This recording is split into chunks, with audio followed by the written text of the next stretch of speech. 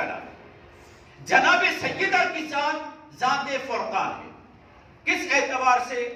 دنیا والوں کو بتانے کے لیے کہ حق کیا ہے، باطل کیا ہے. توجہ چاہوں گا اسی انداز سے سماعت فرمائیں. یاد رکھیے دنیا کا یہ قانون ہے، دنیا کی یہ کوشش ہوتی ہے، خصوصاً ظالم اور باطل کی یہ کوشش ہوتی ہے کہ وہ حق کو باطل کے ساتھ ملا دے تاکہ حق پہچان میں نہ آئے اور خود کو حق کر کے پیش کرے.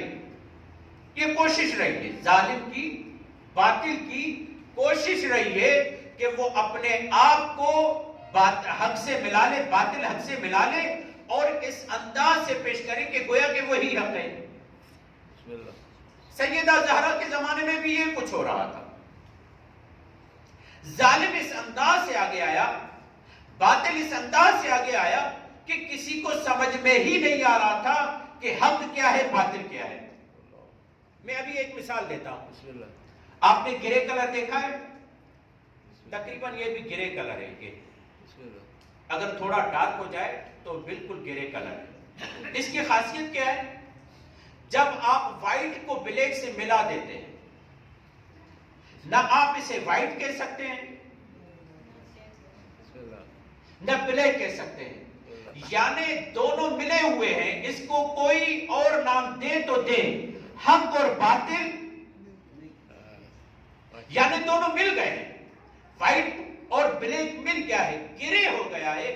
اب مجال کوئی ان دونوں کو جدا کرے. دوسری مثال دیتا ہوں. آج کل جدید آپ دیکھیں کیمراز جو آئی ہوئی ہیں، ان کیمرہ میں ایک آپشن ہے بلر کا.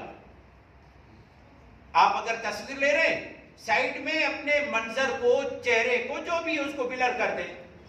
قیافہ سمجھ میں نہیں آئے گا. یہ سمجھ میں آئے گا کچھ ہے، مگر یہ سمجھ میں نہیں آئے گا جانور ہے، انسان ہے، درخت ہے، چرندے، پرندے کیا ہے، کیونکہ بلر کا نشان لگا دیا، اس پر بلر، اس پر ربر گھما دیا. اب کچھ سمجھ میں نہیں آ رہا کہ ہے کیا. تاریخ میں کچھ لوگ ایسے تھے جو تاریخ میں کچھ کرداروں کو بلر کر کے پیش کر رہے تھے. سمجھ میں نہیں آ رہا تھا حق کیا ہے، باطل کیا ہے. اگر یہ مقدمہ سمجھ میں آ گیا، سمجھ میں نہیں آ رہا تھا حق کیا ہے، باطل کیا ہے. وہ رسول خدا کا فرمان الفاطمۃ بضعۃ منی من اعظمھا فقد اعظمنی، سیدہ نے اپنی ذمہ داری سمجھتے ہوئے مسجد سے نکل کر، گھر سے نکل کر مسجد کی طرف آ کر زمانے والوں کو بتایا تاریخ کو بلر کرنے کی ضرورت نہیں ہے، حق کو باطل سے ملا کر گرے کرنے کی ضرورت نہیں ہے. میں گھر سے نکل کر مسجد میں آ کر تمہیں بتاؤں گی حق علی ہے، یہ باطل ہے. جناب سیدہ نے یہ کام کیا. بہت ساروں کو یہ بات سمجھ میں نہیں آ رہی تھی. کیوں سمجھ میں نہیں آ رہی تھی؟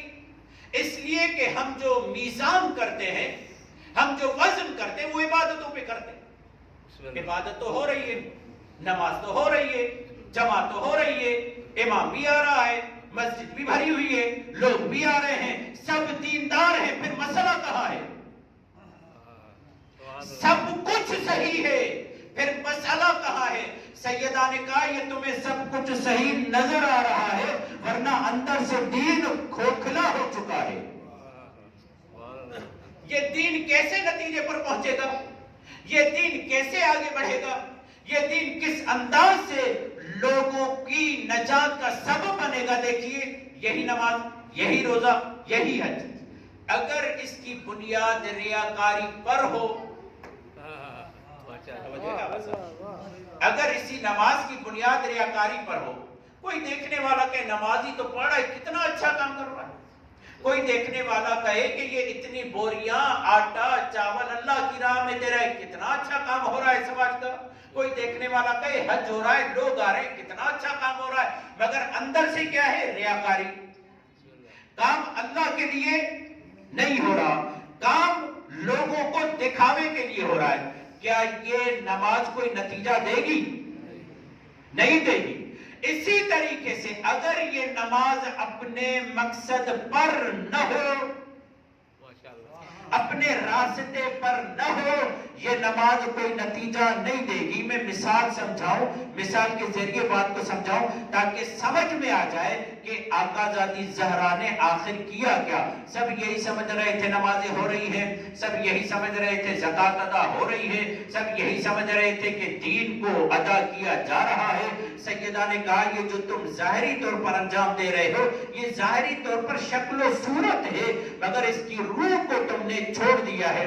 وہ روح کیا ہے؟ میں ایک مثال دیتا ہوں, اس کے ذریعے آپ کو سمجھ میں آ جائے گا کہ روح دین کیا ہے اور منزل اور اس کی راہ کیا ہے. صلوات پڑھیے محمد والے محمد.